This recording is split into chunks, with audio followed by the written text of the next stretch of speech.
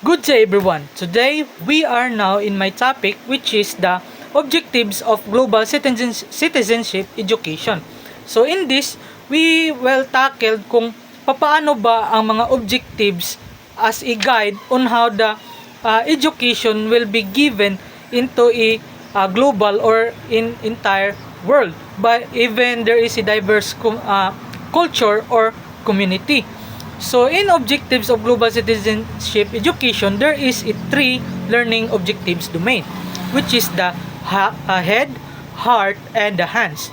So first, let's all know what is the head of global citizenship education or the objective domain. First, we have the cognitive.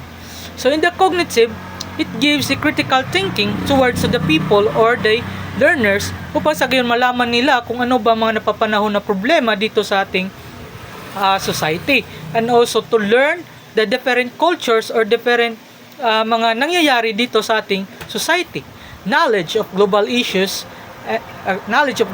So to know the issues na nangyayari sa ating society, first example of this is that ang nangyayari ngayon na giyera between the Iran and the Israel. So this is the example, so that we must know kung ano ba ang mga issues at ano ba ang impact nito sa ating society, so that we have a knowledge or capability to learn what are the global issues ngayon. Understand interconnectedness. So even we have different cultures, languages, or uri, so we must have interconnectedness rather to each, so that we have a so that there is a fairness or the respect towards to other countries or even towards to other culture. So next, that's done for the cognitive domain. So next, we have the socio-emotional domain. So it is the heart of a learning objectives domain. So in this, it is help to build humanity. It's about empathy and feeling for people in other contain that respect the different cultures and feeling like we all share the one planet.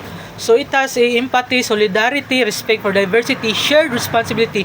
By this, it gives us a fairness, respects towards to others, so that we could have a interconnectedness each other para maging fair at hindi magulo ang ating pamumuhay dito globally, para meron pa ring empathy and solidarity na umiiral because of this socio-emotional domain. Next is the behavioral domain. So in this, the behavioral domain, it has a active participation. So we must be actively participate in all community activities or even our society, para meron tayong knowledge kung ano ba ang nangyayari sa society o ano ba ang ating pwedeng maitulong sa society. And also responsement in community. So kapag si community ay kinakailangan ng help, so dapat we encourage ourselves to engage ourselves towards the community upang sa gayon ay makatulong tayo sa komunidad, and also not only to help but we can gain knowledge about the community. So that is the engagement in global issues. So we must engage ourselves towards these different issues para maging gabay tayo kung ano ba ang mga issue na umiiral ngayon sa ating komunidad. And next, we have the learner attributes. It is the informed learners. So give information towards to learners kung ano ba ang nangyayari sa mundo. So by the education, it gives a fundamental towards to the learners or people, so that meron sila, para it gives a guide to them para to know what are the different issues or global issues. Next is socially connected and critical thinkers, tulad ng sinabi ko kanina, and ethical engaged. So dapat there is a fairness and respects towards to others, even we have a different languages, cultures, or other perspectives in life. So that's all for the Global Citizenship Education Objectives or GCEDO. So that's all for my report, and I hope you have something learned today's discussion.